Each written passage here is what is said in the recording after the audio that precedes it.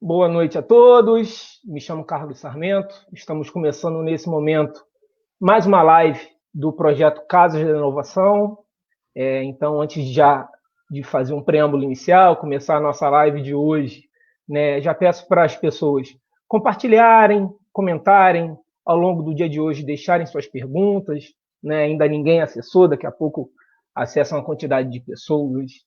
E aí a gente vai dando um tempo, e aí é o tempo também que a gente já aproveita para compartilhar. Né? Então, nesse momento, a primeira coisa que eu peço para as pessoas que forem acessando, irem compartilhando nas suas redes sociais, e aí, em instantes, a gente começa oficialmente a nossa live na noite de hoje. Show!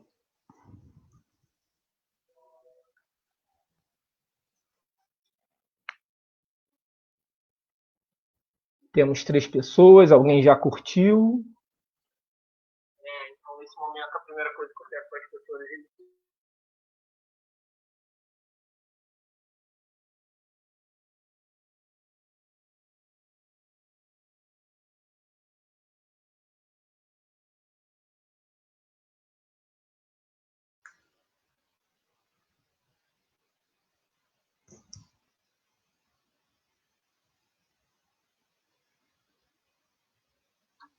Para quem está acessando agora, boa noite. Estamos começando a nossa live. Em alguns instantes a gente vai ter a abertura oficial. Temos 3 pessoas assistindo, 1 minuto e meio ao vivo. E aí, nesse início, eu já faço o agradecimento à Prefeitura, né, de Nova Iguaçu, vinculado à Secretaria de Tecnologia da Inovação, que é responsável pelo projeto Casa de Inovação, junto com a Universidade Rural, né, na unidade de Nova Iguaçu, e o Ministério da Ciência e Tecnologia, que dá todo o suporte para a gente estar desenvolvendo esse trabalho, um projeto, né, que está vinculado inicialmente ao município de Nova Iguaçu, mas que com todas essas questões relacionadas à pandemia, a gente ampliou. Hoje o projeto ele se encontra na plataforma Moodle, ainda vinculado à Universidade Rural, então ele se expandiu e hoje a gente atende a todas as pessoas que têm interesse em desenvolver, participar dos nossos cursos. Hoje, né, os cursos que são oferecidos é o curso de criação de aplicativos, programação de games, economia solidária, né, informática descomplicada para a web, introdução à robótica, audiovisual e mediação para a educação. Então, assim, estamos terminando um ciclo agora nessa semana, na próxima semana estaremos iniciando um novo ciclo, né? Então, se inscrevam na nossa plataforma. Nos próximos dias a gente vai ter os links de acesso, né? As pessoas vão se inscrever. É um curso curto, é um curso de 30 dias, mas é um processo de avanço, né? A gente está num período, como eu disse inicialmente, de pandemia, então é uma construção nova, é uma temática nova, e a gente chama as pessoas para participarem, para criar um processo de desenvolvimento nas suas realidades, um processo de inovação a partir da tecnologia para a Baixada Fluminense, para a Zona Oeste. Tá ótimo? Então, nesse momento, que já estamos avançando com 3 minutos de live, eu abro a fala para o convidado dessa noite, professor Márcio Viana, que é professor adjunto do PPG do CIMAT, da Universidade Rural de Seropédica, né? Um professor que não só professor, mas é um prazer estar aqui essa noite com ele, que é um amigo pessoal que eu tenho, meu co-orientador. A gente está junto no laboratório de pesquisa já há 6 anos, então a gente já se atura há bastante tempo, a gente tem uma amizade bem longa, alguns capítulos escritos, alguns materiais escritos aí pela vida acadêmica. Então, Márcio, é um prazer, obrigado inicialmente de você, seus trabalhos, seu perfil, e como que a gente vai desenvolver essa temática de tratamento crítico, né, relacionado a, deixa eu pegar o nome oficial aqui, o tratamento crítico da informação em tempos de fake news. Fala inicialmente um pouquinho e a gente começa o nosso bate-papo na noite de hoje. Vamos lá. Bom, gente, obrigado aí em primeiro lugar, eu queria agradecer o convite aí do Sarmento, da Márcia Plett também, que é uma grande amiga lá da Rural. Eu acho que é uma honra para mim estar participando dessa live, né, numa sexta-feira bonita como essa, né, um dia bonito que teve hoje. Acho que a gente tem que ter muito otimismo aí para enfrentar essa barra pesada que está sendo esse isolamento social. Eu já estou desde do dia 13 de março sem dar aula, né, sem ter contato com a universidade, sem ter contato com amigos, com alunos e tal. E como hoje em dia a gente tem, graças a Deus, uma tecnologia que possibilita a gente fazer contato com as pessoas a partir desses canais, né, das redes sociais, desses canais como YouTube, Facebook, Instagram. Então é um prazer estar aqui falando um pouquinho sobre a minha experiência e minha parceria também, né, com vários professores, vários colegas, alunos, orientandos, né. É um prazer estar aqui com o Carlos Sarmento, que é um amigão aí, que já tem desde 2014, 2013, mais ou menos, que a gente trabalha junto aí com o colegiado da Baía da Ilha Grande, né, o colegiado territorial rural da Baía da Ilha Grande, que a gente vem com vários projetos, várias atuações. Na verdade, foram muitas atuações, né, Sarmento? A gente já teve muita coisa publicada junto, muita pesquisa de campo, muito curso de capacitação que a gente trabalhou com agricultores, pescadores artesanais, muita gente que a gente vem trabalhando nesses últimos anos. Eu estou na Rural, em março agora, do ano que vem, né, eu completo 10 anos de Rural, mas antes de ser professor da Universidade Rural, lá do campo de Seropédica, do DTPE, que é o Departamento de Teoria e Planejamento de Ensino, do Instituto de Educação, né, e há 4 anos, mais ou menos, eu sou professor do mestrado profissional do PPG do CIMAS, que é o Programa de Pós-Graduação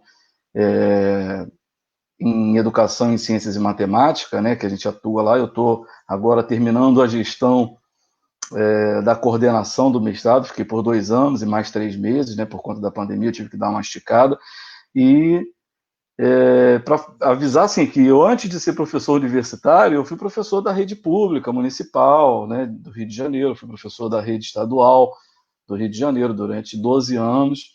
Antes disso, eu fui professor das redes privadas, já dei aula em diversas universidades privadas, fui professor substituto da UERJ da Baixada Fluminense, fui professor substituto da UF de Niterói. Então, quer dizer, da Fundação Darcy Ribeiro, publiquei muito trabalho, fiz muito curso de capacitação por lá. Então, quer dizer, a minha experiência é muito voltada à educação, né?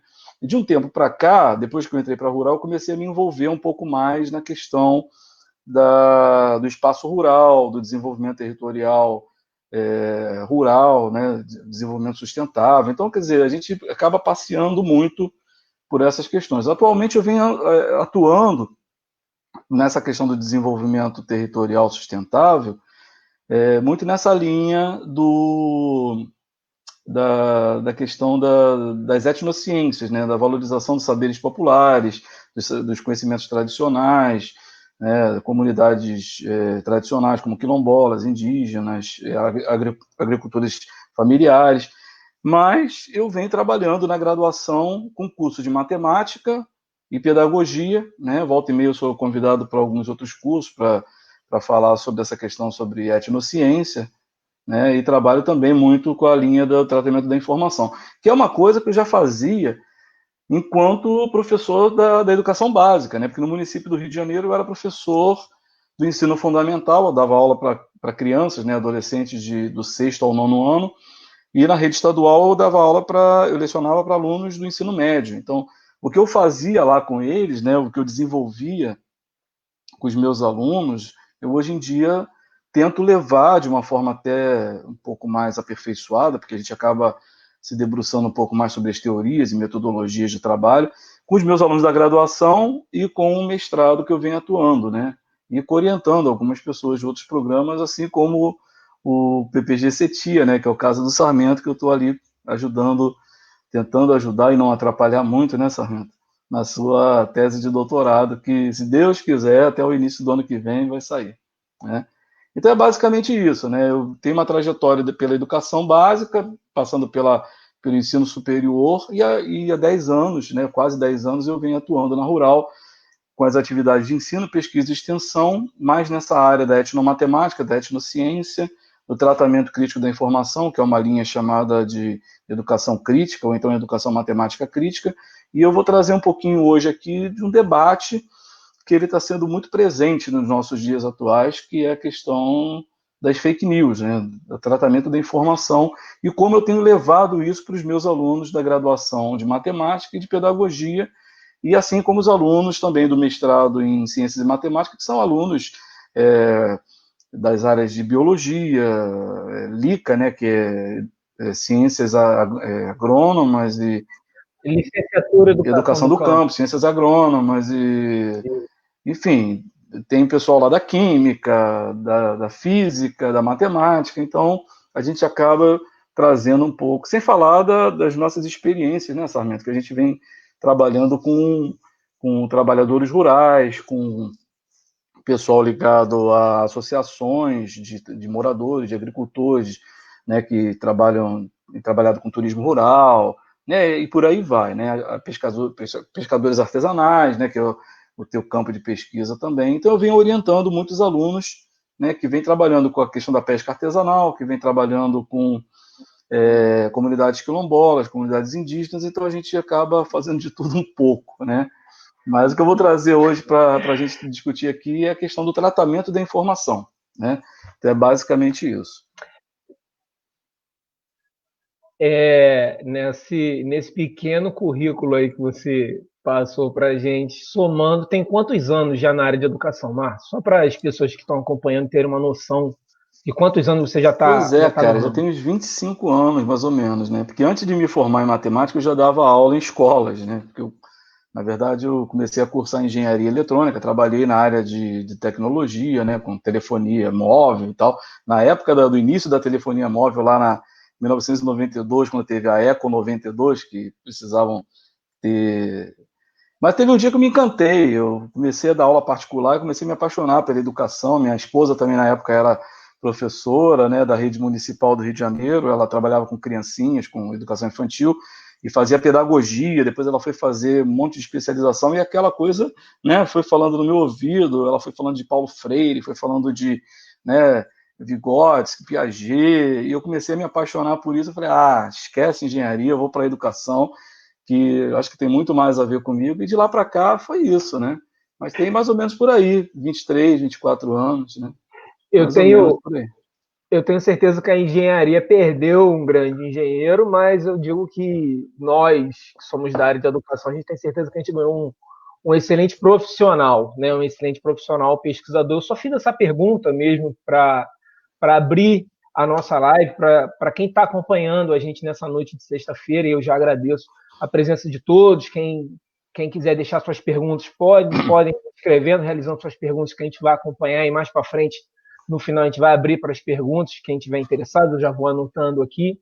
É só para a gente entender um pouco, né, da experiência que a gente vai estar falando hoje um pouco, né? O Márcio vai falar não só da questão relacionada à questão da informação e do tratamento crítico das informações relacionadas à questão da fake news, mas também um pouco da vivência dele enquanto profissional, um pouco da vivência dele enquanto professor, enquanto docente, né, nesse mundo que a gente passa, que para o bem ou para o mal, no período, né, da pandemia, acabou, né, que a gente notou, a gente não, mas o mundo todo notou a importância maior de quanto a ciência é importante, de quantos professores são importantes, de quanto uma série de profissões são importantes, de como a profissão de quem é entregador, do entregador, é fundamental.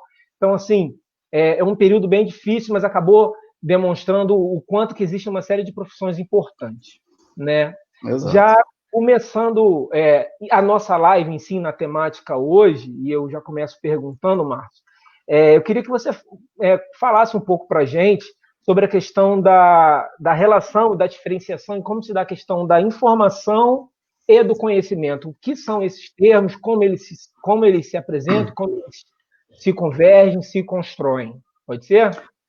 Beleza, essa é uma coisa que eu discuto muito com meus alunos, né, com as pessoas que são meus alunos de modo geral, com colegas, né, a gente vem discutindo muito essa questão do que é informação, do que é conhecimento. Eu coloquei esse diagrama aí, na verdade você que colocou agora para mim, obrigado, né, eu acho que esses dois diagramas mostram bem a diferença do que é informação e do que é conhecimento. A gente está falando hoje em dia de uma era em que a gente chama, né, alguns autores, né, pesquisadores e tal, filósofos, chamam de a era da informação. A gente tem tanta informação chegando né, por meio das mídias sociais, das redes sociais, do WhatsApp, né, até da televisão mesmo, de modo geral. Às vezes um canal televisivo, né, vamos dizer assim, um telejornal mostra de uma forma, outro telejornal mostra aquela informação de outra maneira, né, às vezes até controversas, né, e a gente tem essa, às vezes, dificuldade de processar, de linkar aquela informação com outras informações e formar o que a gente chama de rede de conhecimento, né? Porque nesse diagrama aparecem aí as informações como pontos estanques, quer dizer, é uma coisa que a gente ouve aqui, outra coisa que a gente ouve ali, né? Mas o que é o conhecimento? O conhecimento sistematizado é essa rede, né? Que imbrica, né? Que conecta essas informações. Então, se eu ouvir falar alguma coisa em determinado momento sobre determinado assunto, essa informação tem a ver com aquela outra que eu aprendi com meu pai, ou com a minha mãe, ou com aquela outra que eu aprendi na escola. Então, essa forma de sistematizar e de conectar essas informações é o que a gente chama de conhecimento, né? E, no caso, o papel da escola é o papel central onde se faz ou se deveria fazer, né, essas conexões entre as informações que a gente vê no mundo, seja ele digital, no mundo real, virtual, né, e conectar isso com o conhecimento que a gente adquire no ambiente escolar, que é um ambiente que proporciona um conhecimento mais sistematizado e que é acumulado, vamos dizer assim, ao longo de uma série de momentos, né, ao longo da nossa vida e ao longo da história do conhecimento escolar, vamos dizer assim, né? Então essa é a ideia, porque muitas informações que nos chegam, a gente precisa ter uma ideia de tentar filtrar essas informações, analisar essas informações de forma crítica, mas para a gente fazer isso, a gente precisa conectar com outras informações que já nos chegaram, né? Então, esse conhecimento é isso, né? Eu até, hoje em dia, a gente tem assim, uma discussão interessante. Eu assisti uma entrevista com o Gregório do Vivier, né? Aquele rapaz do Porta dos Fundos, né? Que tem várias polêmicas aí sobre ele e tal. Mas ele fala uma coisa interessante, ele disse que hoje em dia as pessoas compram pacotes de celular, né, de smartphone, compram um smartphone, colocam um chipzinho, e esse chip ele tem acesso a ligações telefônicas, mas tem acesso ao WhatsApp ilimitado. Então você imagina, você tem lá um celular que não tem um pacote de dados de acesso à internet, mas tem um WhatsApp ilimitado. Então você recebe informações pelo WhatsApp, mas na hora que você clica no link para ver a matéria na íntegra, né, se aquela informação ali procede, você não tem acesso à internet. Você tem acesso ao WhatsApp. Então, se você recebe uma série de informações no WhatsApp e você não tem como checar essas informações, na verdade você está só lendo as manchetes. E a manchete ela pode ter alguma palavra ali que possa deturpar a ideia do que o próprio corpo do texto vem trazendo. Então, essa é uma das preocupações, por exemplo, que a gente tem hoje em dia com relação a essa questão da proliferação dos fake news, né? As fake news, elas aparecem no nosso celular, aparece toda hora ali, num grupo que você está, aparece uma informação e você precisa checar se aquela informação ali bate com outras coisas que você já aprendeu ou que você observou em outros momentos. Então, essa é uma das maiores preocupações, né? Eu acho que quem trabalha com essa perspectiva da educação crítica, né, da pedagogia crítica, que é muito falada pelo autor, pelo pesquisador Henri Giroux, né, que vem lá da escola de Frankfurt, né, na Alemanha, da teoria crítica e tal, é uma base, né, de levar uma educação mais crítica, que o Paulo Freire, né, traz com muita propriedade. A gente se preocupa com isso, né? E com relação a essas informações, a gente hoje em dia tem outra preocupação também, que eu estava até conversando com o Sarmento um pouquinho antes, que é a quantidade de informações que a gente recebe ao mesmo tempo, né? Tem pesquisadores que dizem que hoje em dia, na atualidade, com todos esses recursos midiáticos, a gente recebe, com televisão, né, internet e tal, a gente recebe um número diário de informações que aproximadamente é o que uma pessoa 100 anos atrás recebia em um ano. Então a gente não sabe até que ponto essa quantidade de informações deixa a gente de certa forma, desorientado, né? Porque são informações estanques, né? Então, até que ponto a escola, né, a educação, de um modo geral, né, ela deveria ter esse papel, que é o papel de fazer essas conexões, né?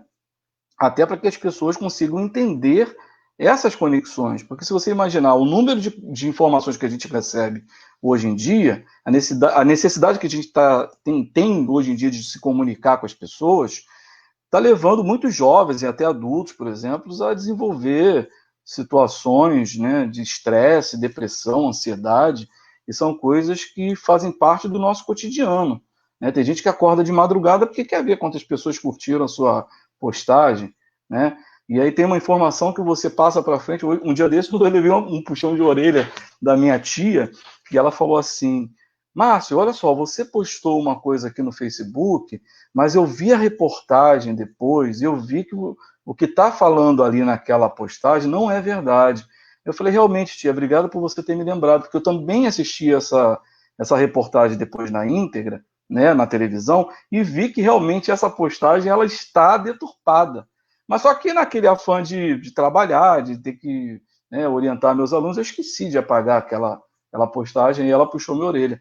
E eu achei legal isso, né, porque ela falou, olha, poxa, a gente critica tantas pessoas que divulgam informações falsas, né, não sabem, ou fazem a coisa com uma intencionalidade, vamos dizer assim, de querer manipular mesmo a informação.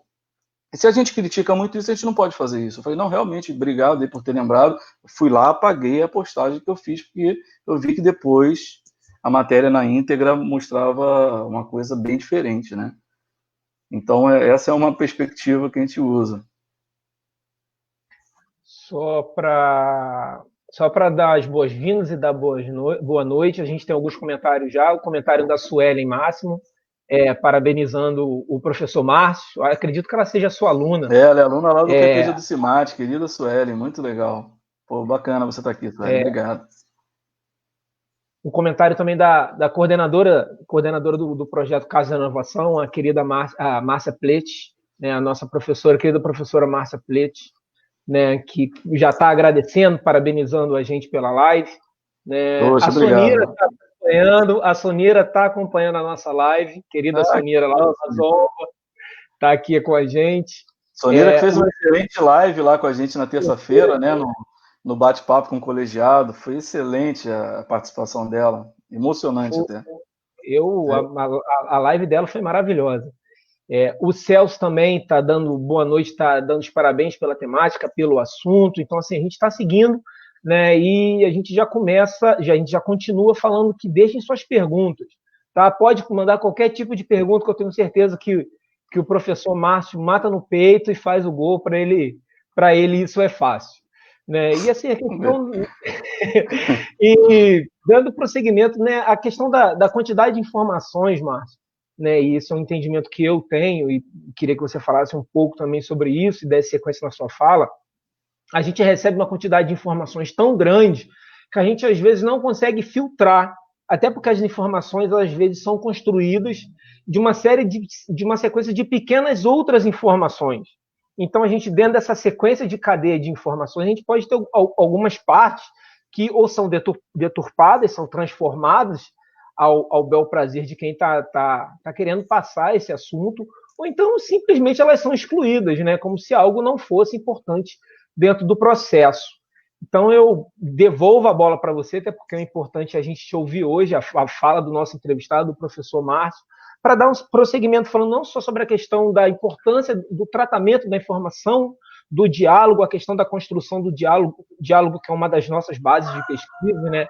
Falando da escola de Frankfurt, falando um pouco sobre o Habermas e todo aquele pessoal que era da escola de Kung Fu e foi para Chicago. Então, fala um pouco sobre a importância da informação bem transmitida e do perigo das fake news. Pois é, eu acho que um exemplo mais assim atual, né, que a gente tem sobre isso. Eu não vou entrar muito nessas questões muito teóricas não, tá, Sarmento? Porque senão a gente vai ficar falando de Frankfurt, de Habermas. Eu acho que não, sabe, isso daí a gente pode depois dar uma pesquisada, né? Quem tiver interesse, a gente pode fazer uma live. Mas eu acho que um exemplo, eu acho que é legal a gente mostrar isso a partir de exemplos, né? vamos ver o que aconteceu, o que vem acontecendo, por exemplo, com a questão da Covid, né? A Covid-19 chegou aí sulapando a gente desde março, né? Eu lembro bem que no dia 13 de março eles fecharam, foi a aula inaugural do PPG do CIMAT, eu estava lá e tal, e já estava aquela coisa de fecha, não fecha. A partir do dia 14 já não tinha mais universidade rural aberta. A gente já começou a ter que... E a gente começa a receber uma série de informações sobre o Covid-19, e não é por eu ser da área da matemática, né? Mas eu procuro assim pensar. Até agora, a ciência, a importância da ciência na busca por uma cura, né, uma vacina ou medicamentos, a gente vê muito hoje essa coisa do vamos usar o medicamento tal, né, aquele remédio de verme, né, que está todo mundo tomando, como é que é o nome do outro? A cloroquina e tal. Quer dizer, são informações difusas que aparecem por aí e que algumas pessoas defendem, outras são contra e vão dizer que a ciência não comprovou nada ainda sobre esses medicamentos, mas tem uma frente aí que está seguindo na busca da cura, né? Nossa própria querida Fiocruz está aí à frente desse movimento, que é super importante da gente colocar, né? Mas até agora, o que nos dá apoio, vamos dizer assim, uma segurança maior, é uma ciência importante que é a estatística, né? A estatística, ela vem trazendo ali dados, eu vou até mudar aqui o slide, né, só para a gente ter uma visão, né? A gente ficou o tempo todo, ao longo desse processo, né, em que o Brasil entrou aí em processo de afastamento, né, de isolamento social, afastamento social, isolamento social, né, que são coisas distintas, mas a gente acaba usando o mesmo nome, os dois nomes para a mesma coisa, mas a gente começa a pensar naquela coisa, poxa, olha, eles estão vendo que nos outros países aconteceu lá uma curva ascendente, né, que tinha lá a característica de uma função exponencial. Olha, a gente precisa achatar essa curva, se essa curva for muito acentuada, vai ter um colapso, né, nas redes de saúde.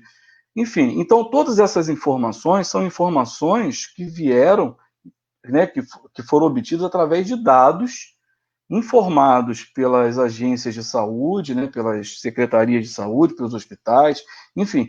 Esses dados foram tratados estatisticamente, né, por matemáticos estatísticos, e através desses dados a gente pôde perceber o seguinte, poxa, enquanto ainda não tem cura, qual é a saída? É o isolamento, é o distanciamento, é a gente evitar aglomerações e tal. Então, se a gente parar para perceber, a matemática, né, a ciência, não querendo puxar a sardinha aí para o meu lado, que sou da matemática, mas ela tem contribuído para a gente entender como é que a Covid-19, essa pandemia, de modo geral, tem se comportado no mundo e no Brasil, né? Eu estava vendo, eu vou até passar aqui, por exemplo, esse dado aqui, que é mais atual, desse gráfico que aparece aqui na tela, ele está mostrando que o Brasil teve um crescimento lento, mas que agora ele está num patamar alto e se mantém ali naquele patamar do número de mortes por Covid, que é o mais complicado, né?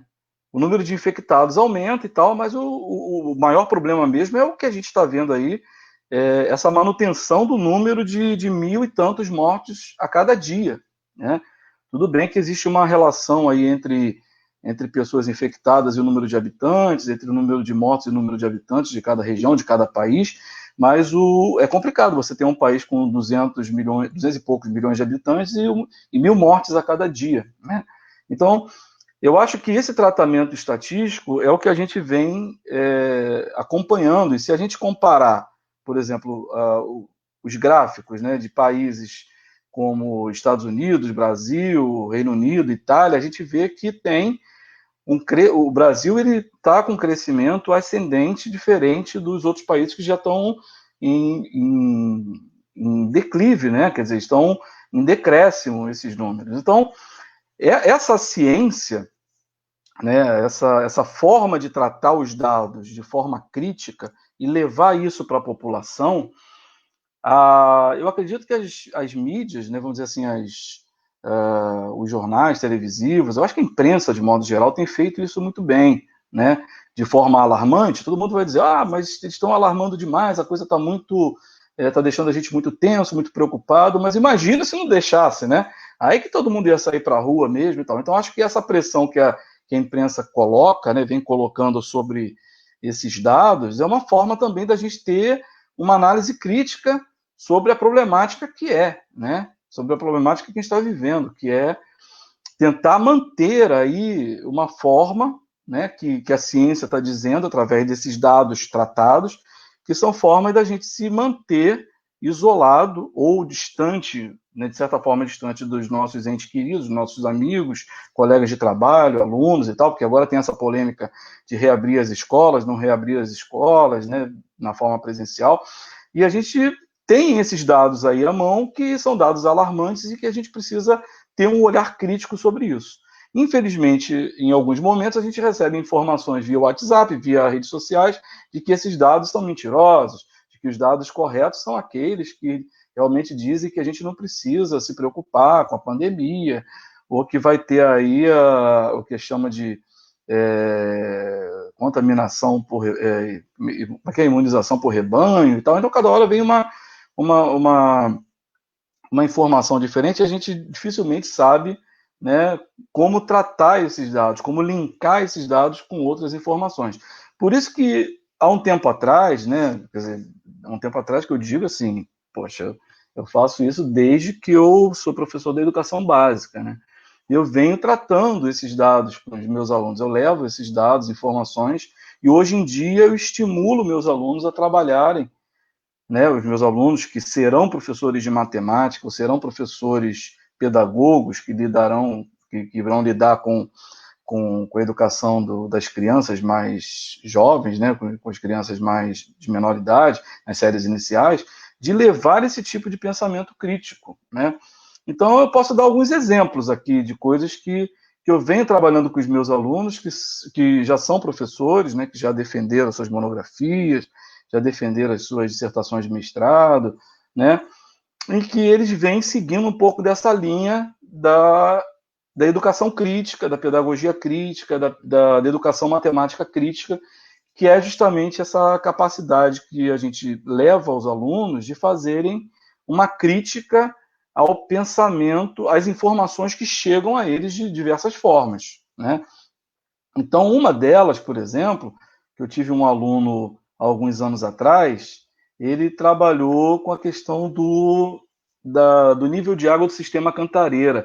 Eu não sei se todos recordam, você deve lembrar bem, porque você trabalha muito dentro dessa linha aí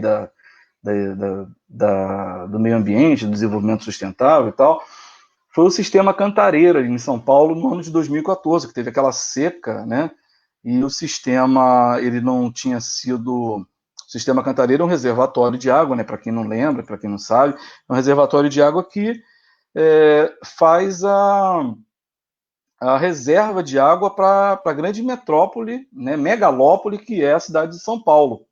Então, você imagina, a cidade cresceu, o número de habitantes aumentou, teve uma explosão demográfica muito grande lá, e o sistema Cantareira é o mesmo que está lá há muitos anos. E algumas cidades, como Extrema, por exemplo, que fica ao sul de Minas Gerais, que é onde capta, né, onde tem as principais nascentes do sistema Cantareira, eles tiveram que fazer lá um programa de reflorestamento e tal, né, para poder fazer com que as águas e bolsa, né, aquela, eu não me lembro, é uma bolsa do tipo bolsa água, né, que o produtor rural ele mantém lá as florestas para que a água brote ali e forme os rios, né, que depois vão alimentar o sistema Cantareira. Então, o que esse aluno meu fez? Ele fez um trabalho de monografia em que ele pegou dados, né, do mês de janeiro a julho de 2004, que estava tendo um decréscimo ali, que o gráfico ali mostra, né, ele decrescendo, o volume percentual, vamos dizer assim, do volume de água no Cantareira. Então ele pegou esses dados, né, esses númerozinhos e colocou num gráfico.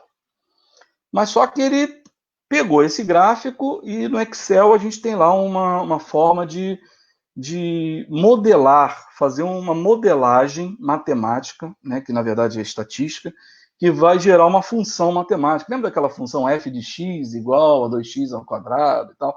Então, ele faz essa modelagem, ele cria um f de x ali, né? E é que esse f de x é um padrão. É um padrão que diz o seguinte, está diminuindo, a rampa está descendo. Vai ter uma hora que esse reservatório vai zerar. Então, ele pegou esses dados e levou para a sala de aula e trabalhou com os alunos dele do ensino médio. E aí eles pegaram, acharam lá a função, né, que era, vamos dizer assim, o padrão daquela formação numérica, né, do número do volume do Cantareira, e via que em determinado momento ele ia chegar a zero. Ia chegar a zero, acho que pelo mês de outubro, novembro, eu estou vendo aqui, não está muito pequenininho. De novembro para dezembro ele ia chegar a 0%. Ou seja, o sistema Cantareira ia falir. A cidade de São Paulo já tinha entrado em rodízio, né, uma parte da cidade ficava com água, depois a outra ficava. E se chegasse a zero, ia ser um caos total. Né? Então eles começaram a repensar uma série de fatores ali para poder manter o Cantareira possível de ser, porque, na verdade, nesse ano, houve uma seca muito grande no verão, que é quando justamente o sistema Cantareira abastece. Então ele começou a trabalhar a questão da educação ambiental com os alunos, a importância da água, a importância de manter as florestas, a importância de economizar água em casa, o banho ser mais curto e tal. Então, para ver como é que esse estudo de caso específico que foi o nível de água do sistema Cantareira se transformou numa aula em que a matemática serviu ali como uma ferramenta para analisar criticamente uma situação caótica que foi o que aconteceu lá na metrópole de São Paulo, né, na região da Grande São Paulo, né, que ia deixar praticamente todo sem água. A sorte é que a partir de outubro voltou a chover, e choveu com abundância. E eles chegaram a tomar algumas iniciativas lá de drenar o rio Paraíba do Sul, né, vamos dizer assim, o sistema do Rio do Paraíba do Sul. Então, quer dizer, todas essas questões foram importantes para que para que essa aula dele, né, tivesse uma característica de uma educação crítica. E a matemática ali funcionava como educação matemática crítica. Entendeu? Então, esse foi um dos exemplos. Perfeito. Posso passar duas perguntas? Claro, prazer. Beba um pouquinho de água. Eu vou passar, então, duas perguntas aqui. Aí você prefere que eu passe uma e você responda, ou eu posso passar melhor duas? passar uma, que minha memória já está meio desgastada. Eu vou passar uma, tem duas aqui na agulha, eu vou passar uma e depois, na sequência, você abre e eu passo a outra. Beleza.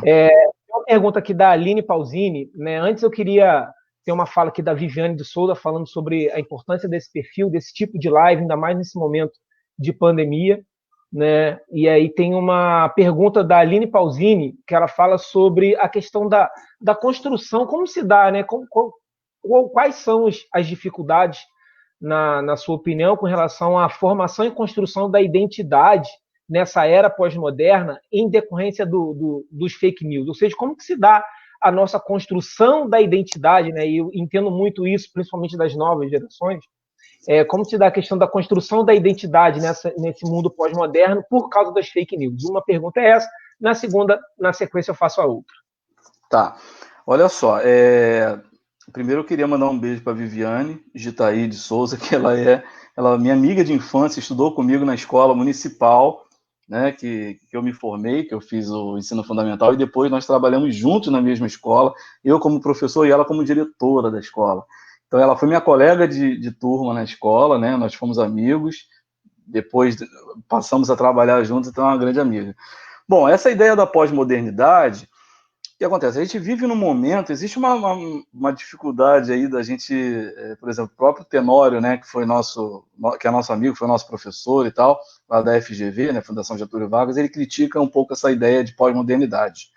Ele disse que a modernidade ainda está em execução, né? Porque o que é a modernidade? A modernidade é uma forma de estabelecer os princípios, os pilares da Revolução Francesa, né, que foi a base do Iluminismo. Então, aquela ideia de igualdade, fraternidade, igualdade, liberdade e fraternidade ainda está em construção, isso daí não está formado, né? Então, nós ainda vivemos a modernidade. A pós-modernidade é quando isso se estabelecer, né? Então, ele tem essa crítica e tal. Mas eu penso assim, que a questão da identidade, eu penso muito nos jovens, né? O que o jovem está vendo pela frente. ele está recebendo muita informação, ele está recebendo muitos dados, né, chegando todo dia, e eles, de certa forma, eles constroem a sua identidade, o seu pensamento a partir daquilo que ele ouve, seja na sua família, seja, né, na escola, seja na faculdade, seja nas redes sociais. Então ele vai formando opinião e a sua identidade é estabelecida a partir dessa opinião que ele aceita como verdade, né? Hoje em dia a gente até brinca que a gente está vivendo a era da pós-verdade, porque tudo que a gente diz que não são dados, né, confirmados e tal, e as pessoas, não, isso aí é fake, não, isso é fake. Então é fake para todo lado, né? Seja para o pessoal da esquerda ou da direita, do centrão, vai sempre um duvidar do outro. E até porque essa questão da verdade é uma coisa, de certa forma, relativa, né? Existe um relativismo com relação à ideia de verdade. Eu nunca gosto de dizer que uma coisa é verdade. A gente está em transformação, está em mudança, né? Tem uma hora que você é um pouco mais radical no sentido, depois você começa a ser um pouco mais light, né? Uma hora você critica o aborto, outra hora você fala bem do aborto, outra hora você fala bem de um governo, outra hora você critica esse mesmo governo.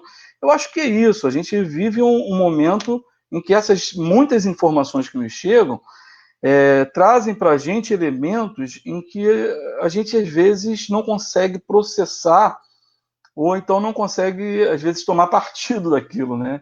Fica assim um pouco vazio, porque a gente às vezes não consegue linkar com todas aquelas outras informações que a gente obteve antes, né? Então eu tenho vários exemplos na minha vida, né, em que eu pensava de uma certa maneira. Eu vou até dar um exemplo para vocês. Por exemplo, um exemplo bem assim, bem vida mesmo, né? Porque eu gosto muito de falar da minha vida. Eu sempre tive um certo estranhamento com relação à adoção de casais, né, adoção de crianças por casais homoafetivos, né? Eu falava, será que isso dá certo? Será que isso é uma coisa que a sociedade vai aceitar? Será que a criança vai se sentir mal com isso? Será que não vai e tal? E aí eu participei de um processo de adoção, no qual eu tive o meu filho, né, o maior presente da minha vida, em que, né, já fiz até cartinha do Dia dos Pais, estou super feliz com isso, né? Daqui a pouco você chega lá, sabe? Daqui a pouco você vai ser pai, você vai ver a emoção que é. E aí, né, eu assisti uma palestra que era uma palestra onde casais, né, dentro do processo de adoção, você tem que participar de vários fóruns, né, para entender todo o processo e tal. E um deles era sobre adoção homoafetiva.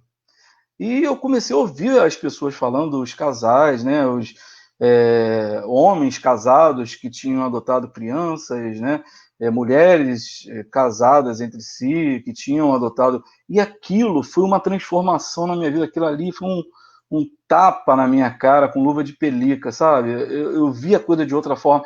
Então eu acho que a nossa vida é assim. A gente, às vezes, tem certo receio com determinada informação, mas daqui a pouco, se a gente ouvir os depoimentos, os discursos, né, as falas dessas pessoas, a experiência, a vivência dessas... A gente muda, né, a gente está em transformação. Né? É claro que a nossa essência acaba não sendo... eu não vou virar da noite para o dia, né, de uma coisa para outra. As coisas se transformam lentamente, mas a nossa essência acaba sendo aquela base que a gente constrói e que a gente opta, né? Porque a gente vai optar por estar seguindo uma certa linha de pensamento ou de outra. Né? E a ciência está aí, tanto as ciências humanas, ciências mais duras, como as exatas e tal, e as ciências sociais estão aí para nos ajudar a entender, né, de certa forma, essa coisa que é ser humano, né? Está aí, né, vivendo a nossa vida e aprendendo. Perfeito. Né? Não sei se eu respondi, não, mas... Responde. Eu acredito que sim. Só para você ter uma ideia, a gente tinha uma média de 30, 35, 40 minutos de live, a gente está batendo 44, então a gente já tem que encurtar para encerrar. Tem que acelerar. Então, assim, eu vou passar a pergunta do Eluan. A partir da pergunta do Eluan, você já pode dar uma sequência nos seus finalmente. Perfeito? Pode ser? Então vamos lá. A pergunta do Eluan, ele fala sobre a importância da tecnologia para identificar, reconhecer e combater essas questões relacionadas ao fake news, e a Aline agradeceu a resposta da pergunta. Então, a pergunta do Eluan é nesse sentido, né? Qual a importância da tecnologia para identificar, reconhecer e combater os fake news? E daí já pode dar suas palavras finais, a gente também já vai chegando para o final da nossa live na noite de hoje. Beleza. Olha só, com relação à tecnologia, eu acho que o mais importante, assim, a gente tem muita informação, né, disponível. Então, se a gente recebe uma informação, por exemplo, um áudio, né? Às vezes tem um áudio assim, olha, usar o supositório de glicerina é bom para a Covid. Peraí, vamos ver se essa informação está certa. Eu vou lá, né? Vou fazer uma busca, vou tentar no Google, dar uma googlada lá, vou procurar, vou perguntar para pessoas que sabem o que, né, que trabalham na área médica e tal. Eu até tive agora meu irmão que é da área médica, né? A esposa dele é médica e tal. Eu recebi a informação de que vitamina D, né, aumenta a imunidade. Isso vem sendo um vídeo, né, que eu recebi. Aí eu fui lá, eu falei, olha, o que vocês acham disso? Aí meu irmão que é da área médica falou, não, eu acho que isso procede sim e tal. A gente precisa pegar sol, se a taxa de vitamina D. Aí ele até contou que um paciente dele teve Covid e demorou muito a ser curado, né? Ele ficou num estado muito crítico.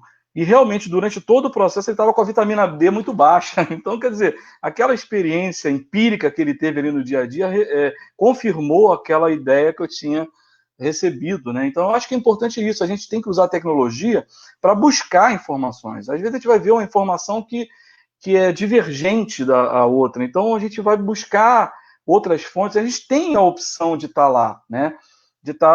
De ter acesso às informações. Então, não aceitar tudo que a gente recebe como verdade.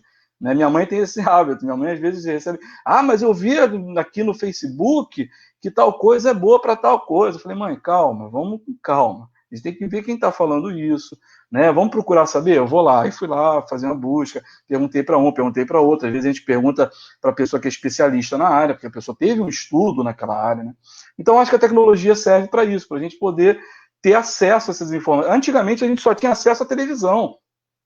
Televisão e jornal. O que a televisão, os telejornais falavam e os jornais em papel escreviam, né, colocavam lá, a gente aceitava aquilo ali como verdade absoluta. A gente não tinha essa gama de opções, de fontes, né? Eu até coloco aqui um exemplo interessante, né, de uma aluna que trabalhou, né? Eu não sei se eu respondi essa pergunta, mas eu até trabalhei com uma aluna que fez uma pesquisa com os alunos dela, isso serviu de monografia e tal, que ela perguntou para os alunos dela quantos usuários do Facebook teve desde o início. Então, ela pegou lá e viu quantos usuários tem, traçaram lá um gráfico, né? E essa discussão foi muito interessante, porque um grupo de alunos dela falou o seguinte, olha, a gente escolheu aqui modelar através de uma função quadrática, e a pergunta que eu fiz foi o seguinte, olha, se até hoje, até 2019, né, tem tantos usuários, quanto vai ter em 2030 se você usar esse teu padrão, né? Aí ela falou assim, aí faz lá o cálculo, né? Dá essa opção lá no Excel. Vai dar 12 bilhões de usuários. Aí teve um outro grupo que escolheu uma função exponencial, que dava 213 bilhões de usuários. Poxa, gente, aí começa a crítica, né? Poxa, mas será que o planeta hoje tem 7 bilhões de habitantes? Será que a gente daqui a 10 anos vai conseguir ter 213 bilhões de usuários do Facebook? Ou será que 12 bilhões já é um número mais palpável, né? E aí começa a surgir aquela coisa, né? Aí alguns falavam assim, mas a pessoa pode ter mais de um perfil no Facebook, pode ter 3 perfis, 4 perfis, 5 perfis, e aí isso está somando. Aí tem a outra pergunta que a aluna fez, né? Será que todos terão acesso à internet daqui a 10 anos? Todos terão acesso ao Facebook? Será que o Facebook não vai acabar como acabou o Orkut há alguns anos atrás, né? Será que ele não vai ter um crescimento como está ali aquela curva, né? Quase exponencial? E aí, daqui a um tempo, ela vai estabilizar e vai decair, porque vai surgir uma outra rede social que vai, como o Facebook fez com o Orkut, né? Enfim, são questões que fazem a nossa sala de aula, né, as nossas aulas, serem críticas. E a tecnologia serve para isso, né? Serve para a gente ter essa visão mais crítica com uma ferramenta que dá uma visibilidade, né? Como hoje em dia a gente tem essas análises aí dos gráficos da Covid e tal, toda hora fala em crescimento exponencial, toda hora fala em achatar a curva e tal, que ela não pode ser muito ascendente, que ela tem que ser mais achatada. Então, esses dados, essa tecnologia é importante para isso, né? Eu acho que isso pode dar um pouco do exemplo, né? E para finalizar, eu queria trazer aqui, eu vou até passar essa daqui da dieta, né? Porque a gente pode fazer uma dieta, vamos dizer assim, e marcar lá a cada mês o nosso peso, a nossa massa do corpo, né? Quantos quilogramas a gente tem, e projetar daqui a quanto tempo que eu vou estar lá. Então, essas ferramentas ajudam a gente a entender um pouquinho as coisas que a gente faz no nosso dia a dia. Isso é uma forma de tratar a informação. Você vai lá a cada mês, coloca lá o teu peso, né? E vê qual é a meta que você quer chegar. Então, esse gráfico, ele dá ali essa possibilidade. Agora, uma das preocupações que a gente tem, eu vou colocar aqui um exemplo, de uma campanha, né, eleitoral. Poxa, eu até mostrei isso para o Sarmento antes da live. Falei, poxa, imagina esse gráfico aí, né? Está mostrando 52% para um candidato e o outro com 48%. Aí eu perguntava para os meus alunos, está batendo? O gráfico está dizendo exatamente o que os números estão mostrando? Eles não tinham que estar um pouco mais juntos? Os alunos sacam isso, eles percebem isso, porque a gente coloca a pulga atrás da orelha. Mas será que a pessoa comum que está lá assistindo, lá, pega lá o WhatsApp e recebe uma mensagem dessa, não fica impactada, achando que realmente 52% é muito acima do 48%? Então, aquela imagem do gráfico, daquelas colunas, né, do gráfico, elas têm uma pressão, né, vamos dizer assim, uma persuasão muito maior do que o número. Porque o número, você olha lá, 52, 48, mas o gráfico ele mostra de uma forma impactante. E pior de todo é esse aqui, né? Esse outro aqui, que é um outro exemplo que eu levo muito para a sala de aula, né? Assim, falar em questões partidárias, mas assim, mostrando só o exemplo, né?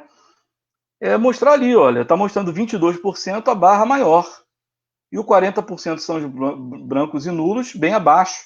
Então, quer dizer, a gente tem que tomar muito cuidado com essas informações que chegam até a gente, né? São informações que às vezes a gente recebe lá no WhatsApp, mas que a gente tem que checar, né? A gente tem que verificar se essa informação procede ou não. E eu acho que a gente tem tecnologia para isso. O que a gente precisa aprender é a pensar criticamente sobre esses dados, saber como tratar esses dados. E eu acho que a escola, a educação de modo geral, é um espaço importante para isso. Não é só um espaço para o professor, por exemplo, no caso de professor de matemática, que é o meu público, né? Lá na Rural. Não é só ensinar teorema de Pitágoras, não é só ensinar a racionalizar frações, né? Não é só isso, é levar esses casos particulares para que ele possa usar a matemática também para pensar criticamente sobre essas informações que chegam. E aí a gente consegue fazer aquela rede, né? Cruzar informação com informação até que ela se transforme num conhecimento mais denso, mais complexo, né? Que não seja aquela coisa rasa, rala, como a gente recebe lá as informações via WhatsApp. Eu acho que é mais ou menos essa a ideia.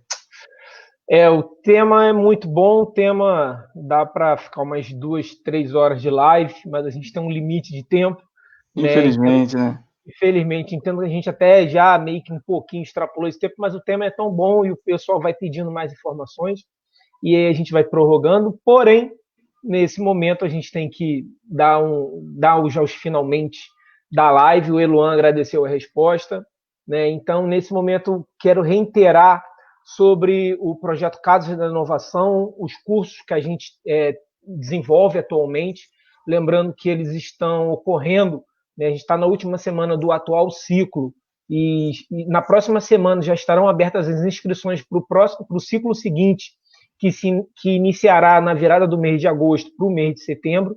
Lembrando que as opções dos cursos hoje são nas áreas de criação de aplicativos, programação de games, economia solidária, informática descomplicada para a web, introdução à robótica, audiovisual e mediação tecnológica na educação. Então, assim, são uma sequência de cursos, né? Você pode, quem sabe, realizar cada um num período, ou quem sabe realizar 2, 3, e aí não tem problema. O importante é a gente empoderar a nossa sociedade, empoderar principalmente o pessoal da Baixada Fluminense, da Zona Oeste, o pessoal dos municípios do entorno da região metropolitana do Rio de Janeiro, e esse curso é voltado justamente para, tanto no perfil presencial antes da pandemia, como no perfil que a gente tem hoje online, de estar desenvolvendo e melhorando a vida da qualidade das pessoas da região da Baixada Fluminense e do seu entorno, né? Mais uma vez eu quero agradecer, antes de agradecer ao professor Márcio, agradecer à Universidade Federal Rural do Rio de Janeiro,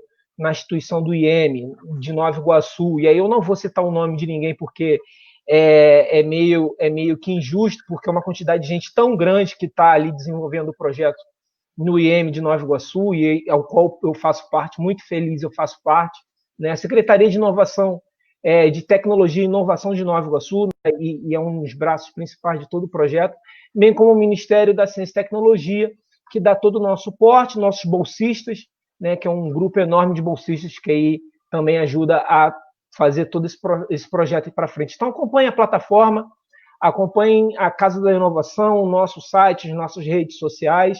E eu queria já agradecer a todo mundo que acompanhou a live hoje, agradecer a presença do professor Márcio e dou para ele as palavras finais para a gente encerrar na noite de hoje. É contigo, Márcio. Obrigado e um grande abraço. A gente se vê em tão breve a pandemia liberar para a gente poder fazer as nossas trilhas.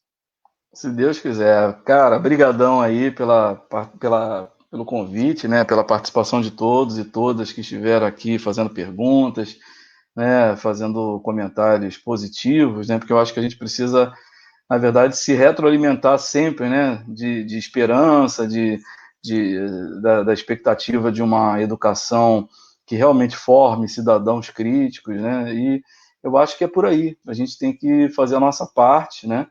A gente participa de tantas lives, assiste tantas lives, participa de reuniões, está sempre discutindo, e é importante a gente estar nesses canais, né, para poder dialogar, trazer essas informações, né, ouvir as pessoas questionarem sobre coisas, né, sobre a importância da universidade, a importância da ciência, a importância da inovação, né, como é a casa da inovação, a gente tem que inovar, e eu acredito que a maior inovação que a gente pode ter na educação é formar professores e alunos, né, que sejam críticos e usarem as ferramentas, né, que a gente tem aí disponíveis de tecnologia, seja do conhecimento escolar de modo geral, né, acadêmico, científico, e o conhecimento popular também, que a gente trabalha tanto com isso, né, Sarmento?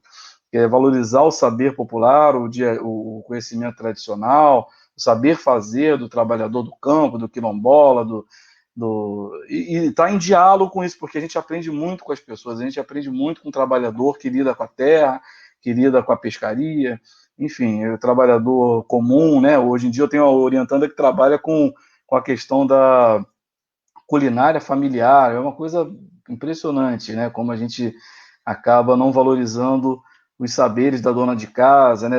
Aquele saber fazer ali da comidinha, da vovó, da mamãe, da titia. Então, é uma forma da gente estar aprendendo sempre, né?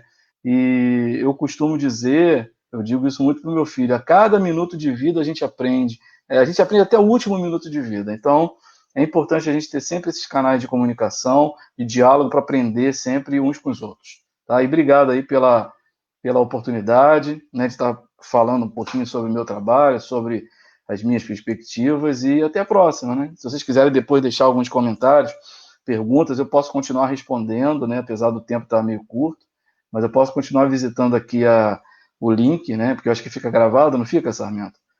Fica então, salvo. Se alguém quiser, lá depois que tiver lá o link, a gente pode depois ficar comentando lá. Se alguém quiser fazer algum comentário depois, estarei lá, tá bom? Obrigado aí, até a próxima. Um grande abraço.